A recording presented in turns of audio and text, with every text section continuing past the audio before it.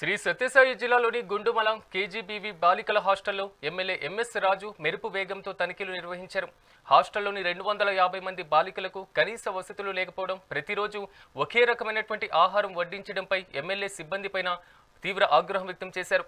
బాత్రూంలకు డోర్లు కూడా లేవని, ప్రభుత్వ నిధులు తీసుకొని మరమ్మతులు ఎందుకు చేయించలేదని ప్రిన్సిపల్ను ప్రశ్నించారు. రేపటి నుంచి పరిస్థితి మారకపోతే చర్యలు తప్పవని హెచ్చరించారు.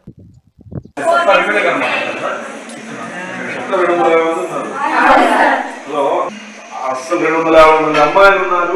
బాత్రూమ్స్ రిలీజ్ చేసేది కాదన్నా. నేను ముందు వీటి కోసం ఎంత ముందు నాడు నేడు అని కూడా వేయలేదు, కానీ నాడు నేడు కింద విపరీతంగా డబ్బులు డ్రా చేసేసినారు.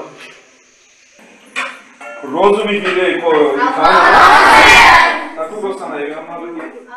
ఎన్ని పెడతారమ్మా రోజు? ఇదే నీకు వచ్చేది కాదు తల్లి. అక్కడ ఆ టేబుల్ మీద ఉన్న వంటలు పెట్టాలా మీరు? నీకు వచ్చేది ఏంటి? ఎవరు తెస్తాను? ఇవి రోజు ఒకటే వంట ఎట్లా తింటారు?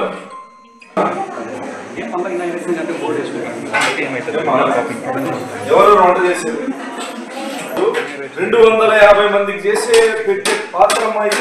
ఇదేమన్నా అక్షయ పాత్ర మీరు పెడతా అంటే వచ్చేకి అసలు మెనూలో ఉండే వంటలు ఇక్కడ లేవు. బాగుందా బాగలేదా కాదు, క్వాంటిటీ ఇంతేనా? మరి ఏమిది? వీళ్ళ నుంచి టీచర్స్ వరకు క్యాస్ట్ చూపిస్తారు. వీళ్ళ దగ్గర నుంచి టీచర్స్ వరకు